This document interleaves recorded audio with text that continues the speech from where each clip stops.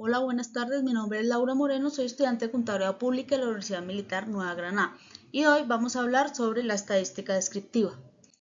Vamos a entender todo partiendo de una idea general que es la estadística tiene dos pilares, donde es la estadística descriptiva y la inferencia estadística. La estadística descriptiva es como tomar una foto. Esta se encarga de organizar y resumir datos que tenemos ante nosotros. Para poder describirlos, por ejemplo, vamos a tomar como una encuesta donde la gente va a decidir cuál es su bebida favorita. Y en esta podemos ver que la gente nos dice que prefiere el 40% en café. La inferencia estadística es en cambio como predecir el futuro con esa foto.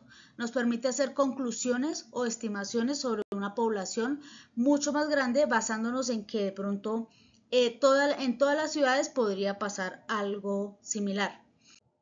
Ahora en las variables aleatorias podemos ver que tenemos las cualitativas y las cuantitativas, que las cualitativas describen cualidades como el color de los ojos y las cuantitativas cantidades como la edad.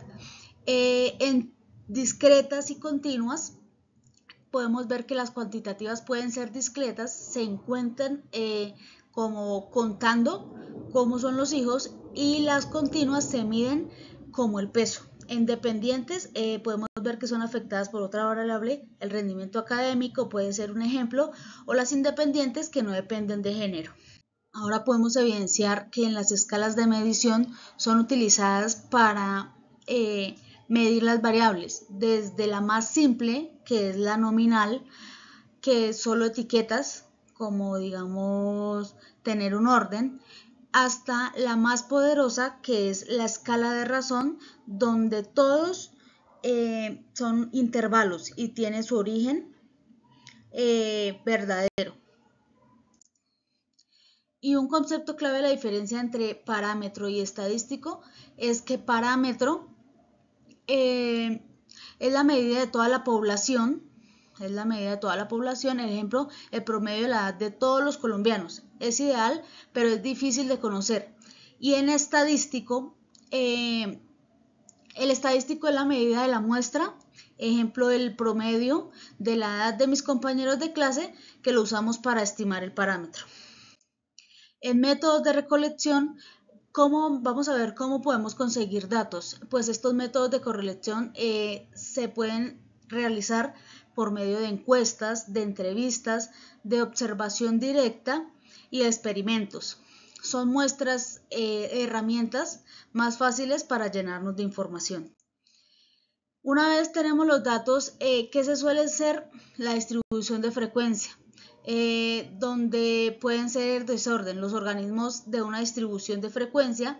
Esto no es más que una tabla que nos dice cuántas veces se repite cada valor. Por ejemplo, cuántas personas ganan entre 1 y 2 millones de pesos. En los elementos de una tabla de distribución de frecuencia, podemos ver que para construir una tabla necesitamos los ingredientes esenciales. Serían los intervalos, que son rangos de valores, la frecuencia, que es el conteo puro, y la frecuencia relativa, que es el porcentaje, y la frecuencia acumulada, que es la suma que se lleva a cabo con estos datos.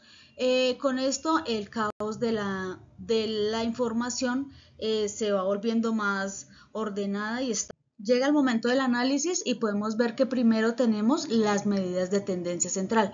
La media es el promedio clásico, la mediana es el valor central, el valor de la mitad, que es muy útil cuando hay datos extremos.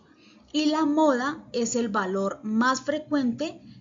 Cada uno de estos nos da una perspectiva diferente del centro de los datos.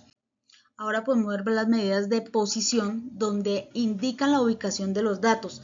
Aquí es donde aparecen los cuartiles y los percentiles, donde son como dividir datos ordenados en 4 o en 100 partes iguales. Esto quiere decir, un ejemplo es en que si tu percentil está en 80, significa que ganas más que el 80% más de la gente.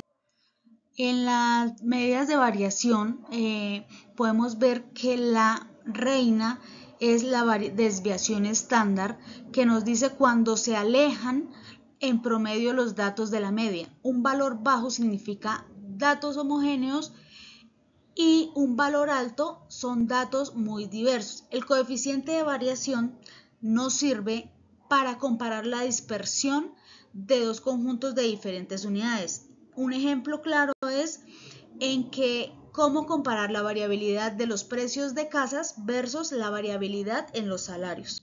Y por último vamos a ver un detalle muy avanzado que son las medidas de forma, donde la asimétrica nos dice si la distribución de los datos es simétrica o si está sesgada hacia la izquierda o si está sesgada hacia la derecha.